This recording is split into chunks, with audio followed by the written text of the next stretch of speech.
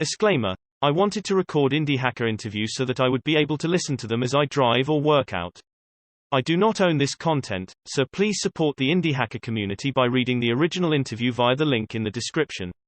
And if you're interested in joining an incredible community of entrepreneurs working to build online businesses, I can't recommend checking out indiehackers.com enough. Building a community by capitalizing on a growing trend. Hello. What's your background, and what are you working on? Hey, I'm Seth Louie. I'm the co-founder of Botlist, an app store for bots. I have a background in design, dabble in front-end development, and have always loved creating products. In 2016 I was nominated as Product Hunt's Maker of the Year. Unfortunately, I did not receive it, but fortunately, my business partner and longtime friend, Mubashir Iqbal, did.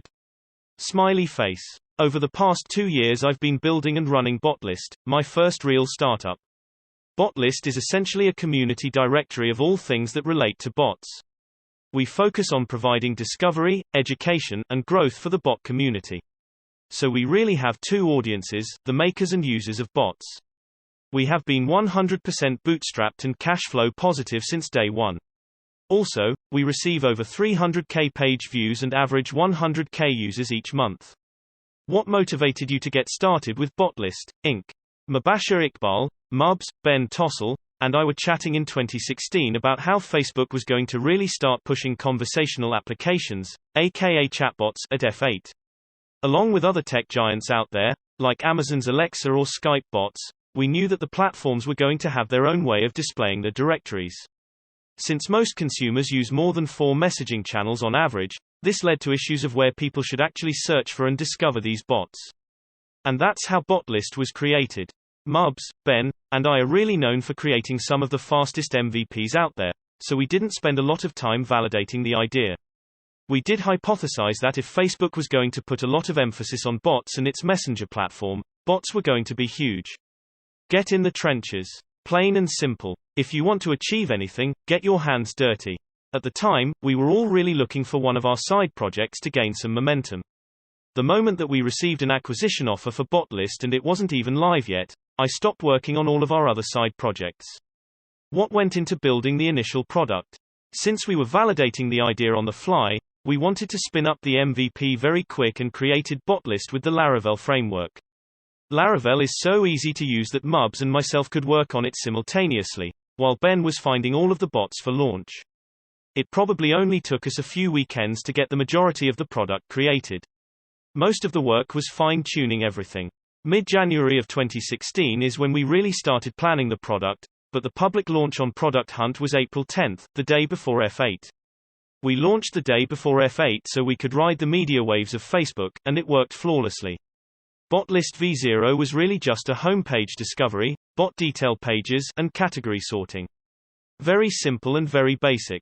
Since then, we've added collections, events, advertising, user profiles, bot maker search, Botlist Pro memberships, and many more features. After about a month of launch, Ben received a new position at Product Hunt and couldn't put the time into Botlist, so Mubs and I continued to run it. We were running it during nights and weekends for the first year or so, and in May of 2017, I decided to go full-time on the company. Building a community has not been an easy task. We've been fortunate enough to know many makers in the community and have used some of their strategies for building startups. People like Peter Levels, Mark Kohlbrugger, and Justin Jackson have been innovators in the space of 1 to 2 maker armies that crush products. From feedback to finding help, a good community helps drive whatever you're building. How have you attracted users and grown Botlist, Inc.? Launching Botlist was pretty easy really. Facebook's F8 conference helped us gain media attention and we received 100k users in the first 2 days thanks to the Product Hunt launch. TechCrunch, Digital Trends, VentureBeat, and other media outlets started writing about Botlist. Timing couldn't have been more perfect. The most challenging thing after a huge launch like this is keeping user attention. So, every day for the past 2 years we've launched new bots on the homepage.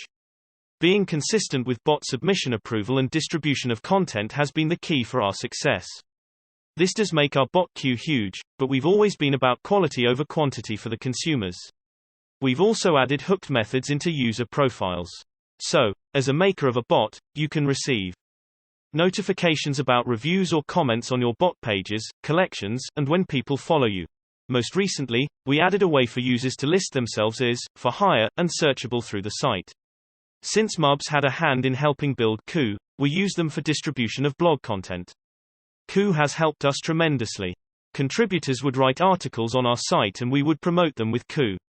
Actually, last week we had a contributor tell us that they've had more engagement on Botlist than Forbes and IBM articles. It's been our secret weapon for growth and helping bot companies grow.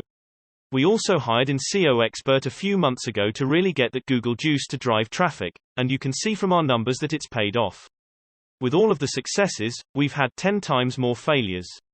The biggest failure that we've had would be not moving fast enough. It's definitely challenging to run a bootstrapped company when competitors are running with VC-backed capital, but we've done pretty well for only one person being full-time on Botlist. Winking face. We have about 10k registered users, 18 different platforms, Facebook, Slack, Kik, etc.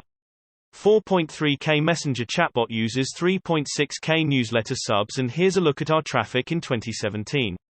Month page views: January 233,199, February 211,671, March 226,500, April 226,168, May 276,301, June 289,890, July 306,465, August 312,827, September 268,397. Note: in September we adjusted our URLs for better Google SEO rankings, resulting in a drop in traffic. What's your business model, and how have you grown your revenue? We currently have two different ways of monetizing right now: advertisement and catering towards bot makers companies. Our oldest monetization strategy was having people fast-track their submission. It's helped a bit, but isn't sustainable. We quickly realized that advertising was the way to go, but it's super time-consuming. One thing that we noticed with such a newish industry was that a majority of the bots submitted aren't funded organizations. So, advertising is a bit pricey for a side project. This led us to change our advertising structure and implement a growth hack. So, moving forward, you can pay for advertisement or you can earn ad spots. By giving users incentives to share or mention Botlist in articles, posts, podcasts, etc., we receive traffic and they will receive points towards an ad spot. This helps us drastically and also helps the bot community by getting more conversations around the topic. We have been 100% bootstrapped and cash flow positive since day one. Botlist also provides unique features for pro memberships.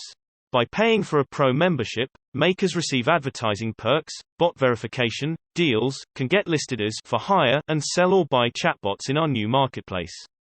We are in the service of helping bots grow and are continuing to create more features to assist in product growth. Right now, we are making very early startup revenue, that is, not a whole lot, but our passive revenue streams are growing. We still rely heavily on advertising and I've had to do some bot consulting on the side. The best thing about running Botlist is that I get to see what bots work and don't work.